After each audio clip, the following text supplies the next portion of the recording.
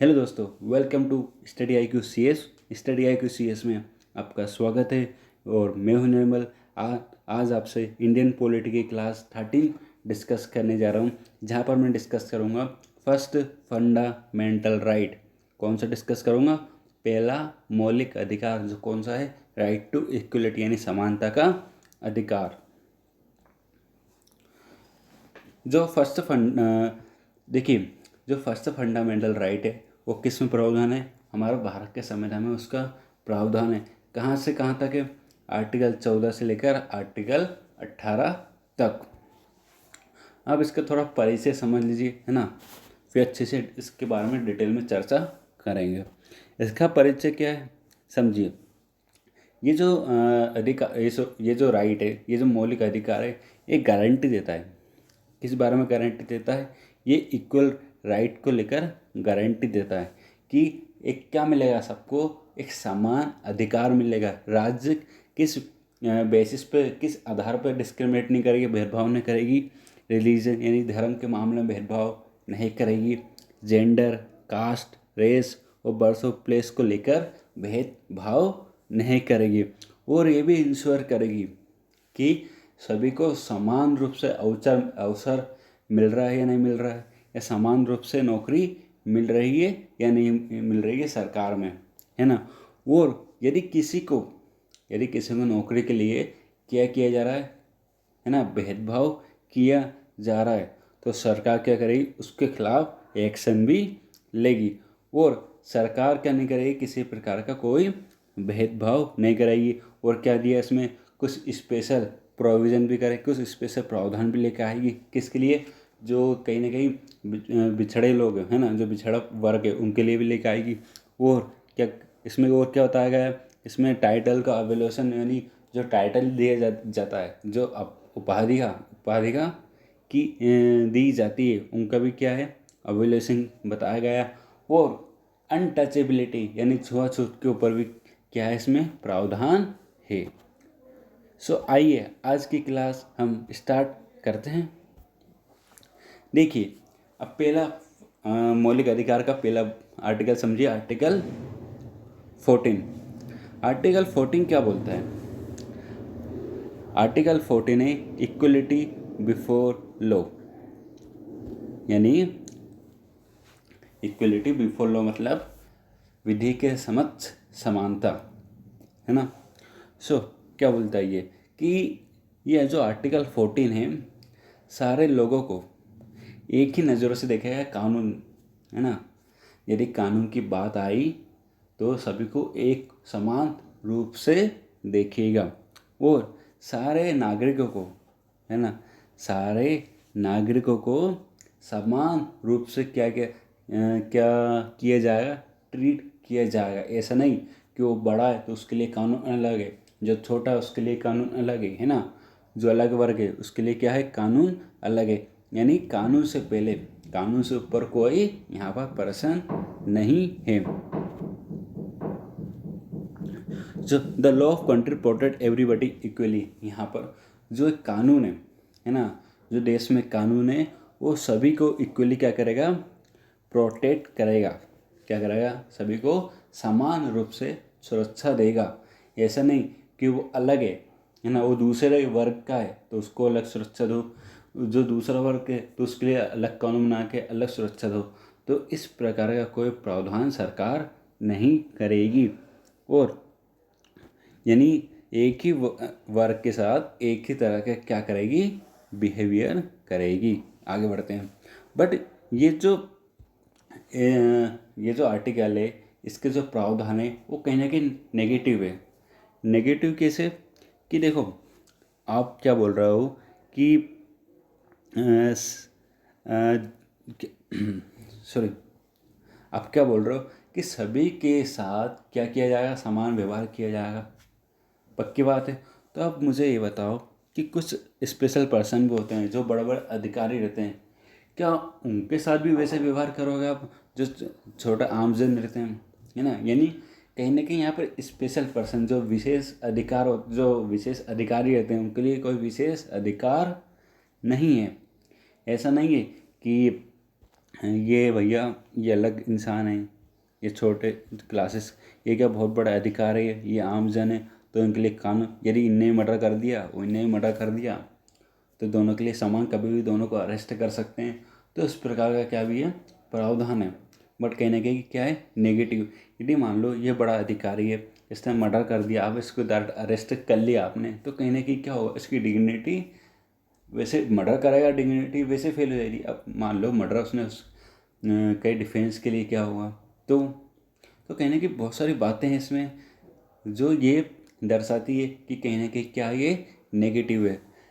हाँ जी, और एक महत्वपूर्ण बात और बताता हूँ, इसके लिए मैं एक अलग से लेक्चर लेकर आ रहा हूँ कल नहीं सॉरी परसों परसों एक बहुत अच्छा लेक्चर लेकर आ रहा हूँ, जहाँ पर मैं डिस्कस करूँगा ये दोनों, यानी इक्वल प्रोडक्शन ऑफ लॉ और इक्वलिटी बिफोर लॉ।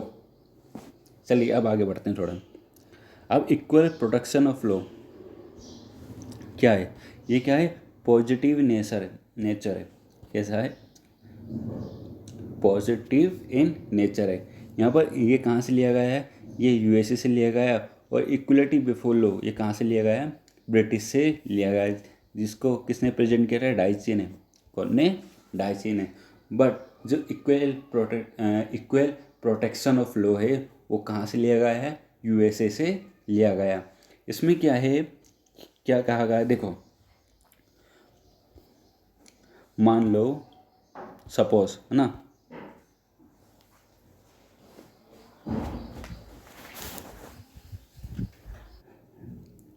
सपोज ये है हमारा सोलर सिस्टम, आपने अच्छे से सुना होगा सोलर सिस्टम। ये क्या है, उसकी ऑर्बिट यानी कक्षा है उसके ऑर्बिट। अब हर एक ऑर्बिट में क्या है, एक प्लानेट है प्लानेट, है ना। अब देखिए ये बन गया पूरा हमारा सोलर सिस्टम। अब थोड़ा और समझिए, यहाँ पर क्या लिखा है, मैंने यहाँ पर लिखा है equal behaviour in equal circumstance. यानी मान लो ये है ग्रुप ए, ये है ग्रुप बी, ये है ग्रुप सी और ये है ग्रुप डी। 4 ग्रुप है यहाँ पर। मान लो ये सबसे ऊंचा वाला ग्रुप कौन सा, ए, फिर उसके बाद कौन सा आता है बी, उसके बाद कौन सा आता है सी, फिर उसके बाद कौन सा आता है डी, आता है डी। यानी यदि मान लो इस डी वाले को ए वाला कानून चाहिए, डी वाले को किसका जैसा कानून चाहिए, ए वाले को। क्यों, क्योंकि यहाँ पर सारे वर्गों के लिए अलग अलग कानून है। यदि डी वाले को ए वाले के कानून चाहिए तो उसको कहाँ आना पड़ेगा, इस ए वाली श्रेणी में, ए वाली रेंज में क्या करना पड़ेगा, आना पड़ेगा। यदि मान लो ए वाला कहाँ जाए, सी में जाए, बी में जाए, डी में जाए, तो फिर उसके साथ उसी वर्ग के आधार पर क्या किया जाएगा, उसके साथ व्यवहार किया जाएगा।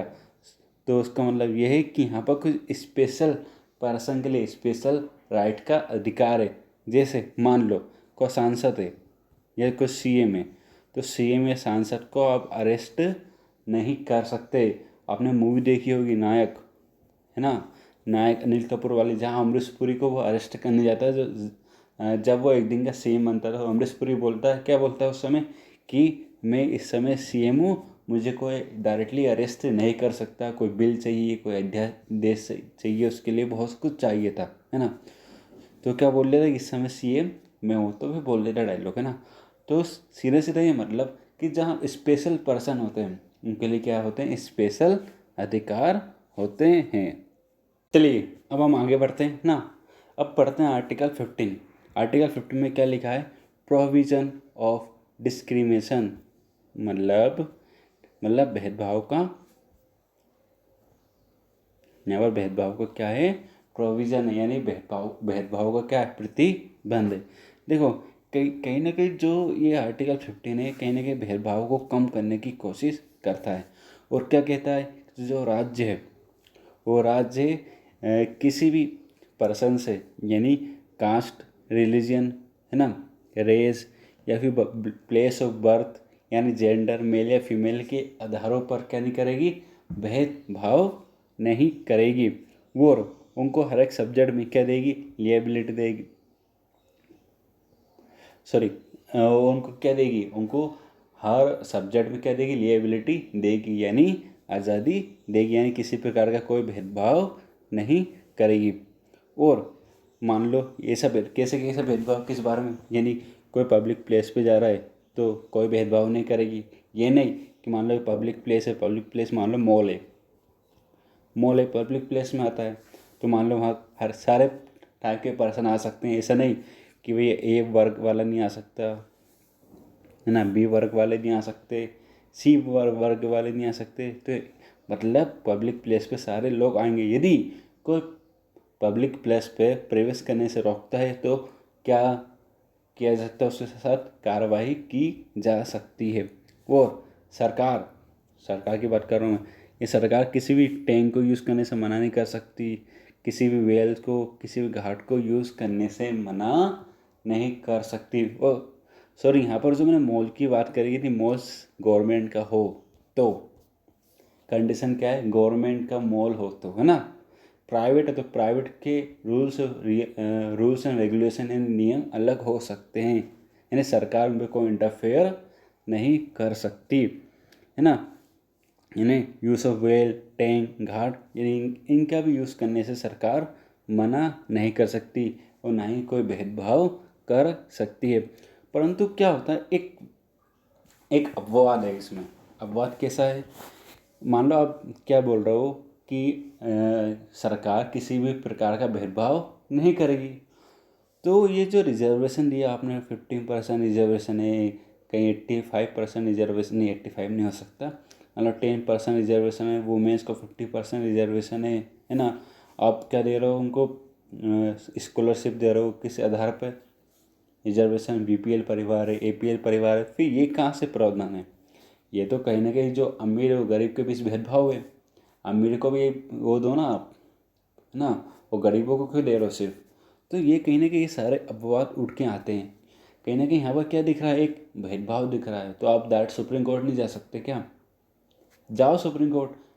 अब आप यहाँ पर सुप्रीम कोर्ट क्यों नहीं जा सकते, है ना, क्यों नहीं जा सकते, क्योंकि एक लाइन लिखी है पूरी की पूरी प्रावधान में। क्या लिखी है कि सरकार स्पेशल प्रावधान कर सकती है। क्या कर सकती है, स्पेशल प्रावधान किसके लिए, वुमेन्स के लिए, चिल्ड्रंस के लिए, बैकवर्ड क्लासेस के लिए, समझ रहे हो, यानी स्पेशल प्रावधान कर सकती है। अब इस आधार पर सुप्रीम कोर्ट नहीं जा सकते, क्यों, यदि आप आधार है आपके पास कि सरकार क्या कर रही है हमारे साथ, भेदभाव कर रही है, तो इस आधार पे आप नहीं जा सकते।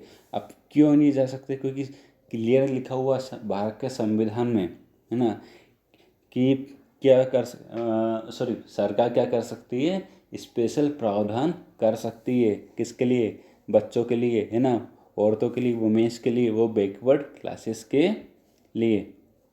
चलिए अब समझिए आर्टिकल 16 क्या बोलता है, equality of opportunity in matter of public in employment, यानी सरकारी नौकरियों में समान रूप से सबको अवसर देगी कौन, सरकार। वो समझिए इसमें प्रावधान क्या है, कि आर्टिकल 16 क्या प्रोवाइड करता है, आर्टिकल 16 प्रोवाइड करता है इक्वल अपॉर्चुनिटी, यानी समान अवसर, किसमें, सरकारी सेवाओं में समान अवसर देने की ये बात करता है सभी नागरिकों के लिए। यहाँ पर सभी नागरिक समझना, सिर्फ भारतीय नागरिक, ये प्रावधान सिर्फ भारतीय नागरिकों के लिए हैं। यानी क्या है, सरकार भारतीय नागरिकों के साथ भेदभाव नहीं कर सकती, किन आधारों पर, है ना, रेस, रिलीजन, कास्ट, है ना, प्लेस ऑफ बर्थ, सेक्स, यानी मेल या फीमेल है ना, डिसेंट और रेसिडेंस, यानी कहीं वहाँ रह रहा तो उस आधार पे किसी भी प्रकार का कोई भेदभाव नहीं कर सकती, किसमें, सरकारी नौकरियों में। बस कुछ एक्सेप्शंस भी है, कुछ अपवाद भी है। कैसे कि ये जो स्पेशल प्रोविज़न कर सकती है सरकार, स्पेशल प्रोविज़न यानी कुछ विशेष प्रावधान कर सकती है, किसके लिए, बैकवर्ड क्लासेस के लिए, यानी किसके लिए, बैकवर्ड क्लासेस, यानी पिछड़ा वर्ग के लिए कुछ स्पेशल प्रावधान कर सकती है।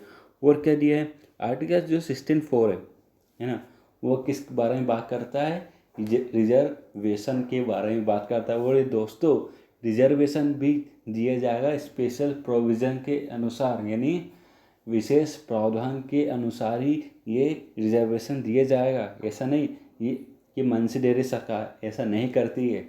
संविधान में जो लिखा है उसी के अनुसार सरकार क्या करती है, रिजर्वेशन देती है। और रिजर्वेशन किस आर्टिकल के अंदर देती है, आर्टिकल 64 के अंडर रिजर्वेशन देती है।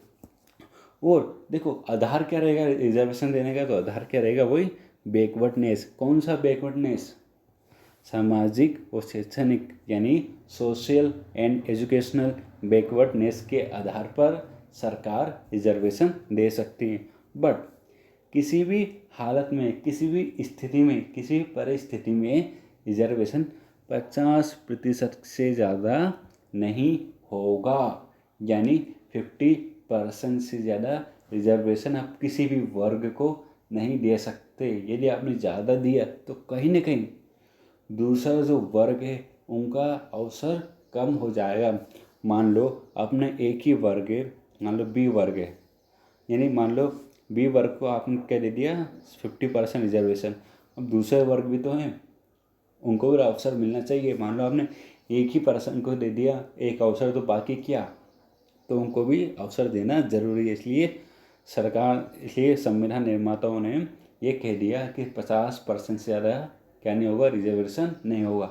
बट अभी मध्य प्रदेश में क्या चल रहा है, इसके ऊपर अपवाद चल रहा है। कैसा कि ओबीसी को क्या दे दिया गया है, 50% प्लस रिजर्वेशन दे दिया गया है, जिसकी वजह से ये अपवाद अभी भी उठा हुआ है। चलो, बट जो रिजर्वेशन है क्रीमी लेयर के जो रिजर्वेशन है क्रीमी लेयर के लिए नहीं है। क्या नहीं है, क्रीमी लेयर के लिए नहीं है। क्रीमी लेयर किसके बारे में बात कर रहे हैं, क्रीमी लेयर मतलब ओबीसी।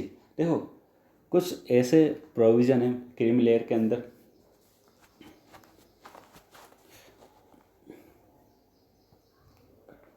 अब जो रिजर्वेशन है वो क्रीमी लेयर के लिए नहीं है। क्रीमी लेयर यानी ओबीसी के लिए ही क्रीमी लेयर की व्यवस्था की गई। और क्या होता है क्रीमी लेयर, वो एक वीडियो उसके लिए लेकर आऊँ जल्दी क्रीमी लेयर के ऊपर, उसमें पूरा क्रीमी लेयर आपको समझाऊंगा। अब हम बात करते हैं आर्टिकल 17 के बारे में। आर्टिकल 17 क्या है, अबोलिशन ऑफ अनटचेबिलिटी, है ना। समझिए ये क्या है। जो आर्टिकल 17 है, कहीं जो अनटचेबिलिटी हो रही है ना, उसको क्या करता है, ये रोकता है ना। क्या करता है, ये रोकता है। मान लो देखो अनटचेबिलिटी कैसी, प्राचीन काल से देखते आ रहे हैं, जो पूरा समाज है कई वर्गों में बटा हुआ था, तो कहीं ना कहीं जो एक वर्ग के दूसरे वर्गों को छूता नहीं था। जिससे क्या होता था, शूद्र जो थे, जो बहुत निम्न जाति के माने जाते थे, प्राचीन काल की बात कर रहा हूँ मैं ना, उस समय उनको क्या नहीं कर किया जाता था, कहीं ना कहीं उनको छुआ नहीं जाता था। तो बहुत ही गंदी सोच थी उस समय, है ना, जो कहीं ना कहीं एक दूसरे को समझ नहीं सकते थे, मतलब समझने को तैयार भी नहीं थे। चलिए हम आगे बढ़ते हैं। जो अनटचेबिलिटी है वो अवॉइडेंस सारे रूपों में, ऐसा नहीं कि वो उसके लिए नहीं करना। मान लो अनटचेबिलिटी यहाँ पर समझना कि नौकरी में अवसर भी आपको दिया जाएगा। कहीं पर आप नौकरी करना चाहो तो नौकरी कर सकते हो, यदि आप रोड पे घूमना चाहो तो रोड पे घूम सकते हो, है ना। ऐसा नहीं है कि आपको रोका जा रहा, तो ऐसा कुछ सरकार नहीं करेगी। यदि कोई ऐसा करता है, यदि कोई उच्च जाति का निम्न जाति के साथ दुर्व्यवहार करता है, तो वो क्या माना जाएगा, तो वो ऑफेंस यानी क्या माना जाएगा, एक अपराध माना जाएगा। जो अनटचेबिलिटी है वो हमारे भारत के संविधान में उसका कोई परिभाषित नहीं है ना, यानी भारत के संविधान में उसकी कोई डेफिनेशन नहीं दी गई है। बस इतना कहा गया है, जो अनटचेबिलिटी मतलब होता है कि एक वर्ग दूसरे वर्ग को जो छूता नहीं है, वो क्या है, अनटचेबिलिटी। सीधी सीधी बात है। एक वर्ग यानी उच्च वर्ग के लोग निम्न वर्ग को ये खाने से रोकते हैं, है ना, कि जाने से रोकते हैं, अपने गाँव से बाहर रख देते हैं ना। सरकार कुछ ऐसा कर सकती है नहीं, जो आम जनता वो भी ऐसा नहीं कर सकती, उनको रोक करने से ये आर्टिकल रोकता है। फिर भी कहीं ना कहीं देखो अभी भी दिखाई देता है। क्यों? क्योंकि वहाँ पर अवेयरनेस, कानूनों की बहुत ज़्यादा कमी है। ठीक है, हम अब आगे बढ़ते हैं। अब जो आर्टिकल 18 है वो किस बारे में बात करता है? ओबुलेशन ऑफ टाइटल, यानी उपाधियों का अंत के बारे में बात करता है। हम देखो हिस्ट्री पढ़ेंगे, इतिहास में आप समझना, इतिहास में कितनी उपाधियाँ थी। राजाओं को, पेशवा था, मुगल सम्राट, बादशाह, इतनी सारी उपाधियाँ, नरेश, है ना, इतनी सारी उपाधियाँ थी। तो कहीं ना कहीं देखो इन उपाधियों का अंत कहाँ से स्टार्ट हुआ? अंग्रेजों से स्टार्ट हुआ। जब ब्रिटिशर्स आए तो उन्हें पेशवाओं की उपाधि छीन ली, मुगलों से छीन ली, है ना, बहुत सारे राजाओं से उनकी उपाधियाँ छीन ली गई। तो अब कहीं ना कहीं यहाँ से ये दौर स्टार्ट होता है किसका? अबोलिशन ऑफ टाइटल का। तो हमारा भारत के संविधान में भी इसका क्या कर दिया गया? प्रावधान कर दिया गया है। जो आर्टिकल 18 क्या करता है? अबोलिश करता है टाइटल्स को। जो स्टेट है किसी भी किसी भी आधार पर क्या नहीं देगी? किसी को उपाधि नहीं देगी। बट उपाधि किसको दे सकती है? वो एकेडमिक और मिलिट्री वालों को उपाधि दे सकते हैं। यानी होते हैं ना PhD, डॉक्टर, ये सब क्या है? एजुकेशनल उपाधियाँ है ना। यानी इन्हें शिक्षा प्राप्त करके उपाधि मिल सकती है। मिलिट्री में आपने मिलिट्री में आप जाते हो तो मिलिट्री वालों को सुना भी होगा आपने, मेजर बोला जाता है ना। तो ये भी क्या, उनको उपाधि दी जा सकती है। बट इन दोनों के अलावा किसी और को उपाधि नहीं दी जा सकती। मान लो वो ठाकुर साहब है तो ठाकुर साहब ने आगे लिख लिया ठाकुर चंद्र सिंह, तो ठाकुर साहब बोलते हैं, यानी उनकी उपाधि है। जो संविधान क्या बोलता है? इन्हीं उपाधियों का भारत का संविधान क्या करता है? अंत करता है। हाँ जी, और क्या करता है ये आर्टिकल किसी को भी विदेश से उपाधियाँ लेने से रोकता है। यानी अब किसी भी विदेश से आप कोई उपाधि नहीं ले सकते। यदि आपको वहाँ से कोई उपाधि मिल रही है तो आपको राष्ट्रपति से इसकी अनुमति लेनी होगी। और क्या करता है? जो ब्रिटिश के समय जो टाइटल दिए जाते थे, राय बहादुर, खान बहादुर वगैरह, जो ब्रिटिश सर ने भी दिए किसी को, है ना, तो उन सबको रोकने की ये बात करता है। और जो अवार्ड है, जो पुरस्कार है, जैसे कौन से? पद्मश्री, पद्म भूषण, पद्म विभूषण, भारत रत्न, मिलिट्री ऑनर्स, इन सबको भी ये सब है ना, इस आर्टिकल से बाहर रखे गए हैं। यानी यदि किसी को इनमें से कोई अवार्ड मिलता है तो वो उपाधि नहीं कहलाएगी। ठीक है, आगे बढ़ते हैं। ये था हमारा पूरा आज का लेक्चर। यहीं पर हमारा पूरा लेक्चर ख़त्म होता है। यदि आपको लेक्चर से थोड़ा भी ज्ञान मिला है तो प्लीज़ हमारे चैनल को लाइक, शेयर और सब्सक्राइब ज़रूर करिए। Okay, thank you very much.